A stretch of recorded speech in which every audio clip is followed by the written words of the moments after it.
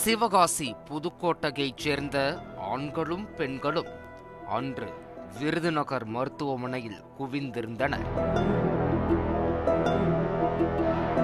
ஒருவரின் முகத்திலும் சாவின் நிழல் படர்ந்திருந்தது. பாரி ஓலம் சன்னமாக ஒலித்துக் கொண்டே இருந்தது.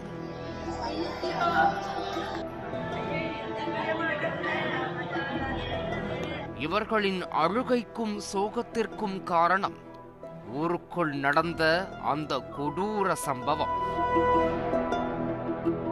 சிவகாசி ஒன்றியம் புதுக்கோட்டை கிராமத்தில் உள்ள இந்த வீடு வீரமணி என்பவருக்கு சொந்தமானது. 36 வயதான வீரமணி ஒரு கொத்தனார். இவருக்கு நாகஜோதி என்ற மனைவியும் பள்ளிக்கு செல்லும் வயதில் 2 மகன்களும் உள்ளனர். சம்பவத்தன்று நாகஜோதியும் பிள்ளைகளும் வீட்டில் தூங்கி இருக்கிறார்கள். வீரமணி வேலை முடிந்து இரவு 11:30 மணியளவில் வீட்டிற்கு வந்திருக்கிறார்.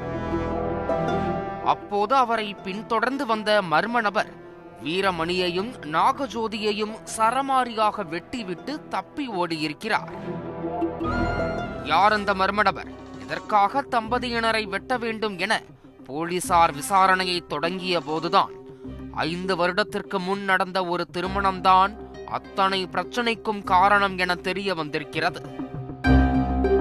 வீரமணிக்கு நாகஜோதி ஒன்றும் முதல் மனைவி இல்லை, 2ஆம் தாரம். வீரமணிக்கு அவருடைய நெருங்கிய உறவுக்காரரான தனலட்சுமி என்பவருடன் திருமணமாகியிருக்கிறது. இருவரும் 1 வருடம் வரை சேர்ந்து வாழ்ந்திருக்கிறார்கள். அந்த வாழ்க்கை ஒரே சண்டை சச்சரவாக சென்றதால் இருவரும் முறைப்படி விவாகரத்து வாங்கி பிரிந்திருக்கிறார்கள்.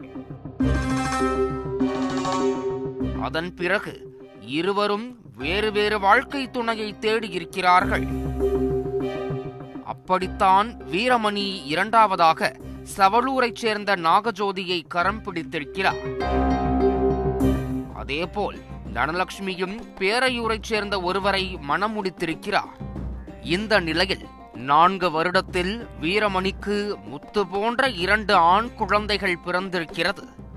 ஆனால் தனலட்சுமிக்கோ குழந்தை வரம் என்பது ஒரு எட்டா கனியாகவே இருந்திருக்கிறது. இதனால் தனலட்சுமிக்கும் அவரின் கணவருக்கும் தொடர்ந்து பிரச்சனை நடந்திருக்கிறது. தனலட்சுமி அடிக்கடி அம்மா வீட்டிற்கு சென்றிருக்கிறார்.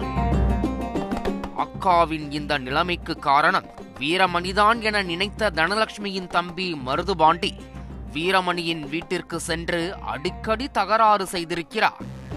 பார்க்கும் இடமெல்லாம் மருதுபாண்டி வீரமணியிடம் சண்டையிட்டு வந்திருக்கிறார்.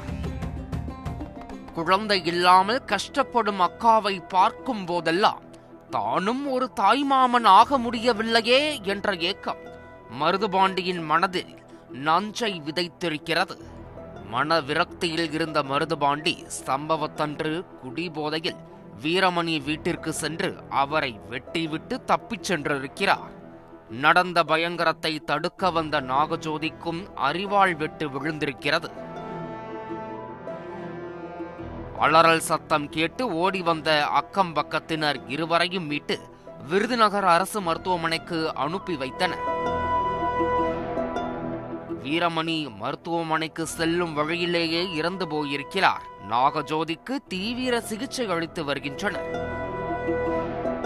இந்த சம்பவம் தொடர்பாக வழக்கு பதிவு செய்த போலீசார் தப்பி ஓடிய மருதுபாண்டியை கைது செய்து நீதிமன்றத்தில் ஆஜர்படுத்தி சிறையில் அடைத்தனர்.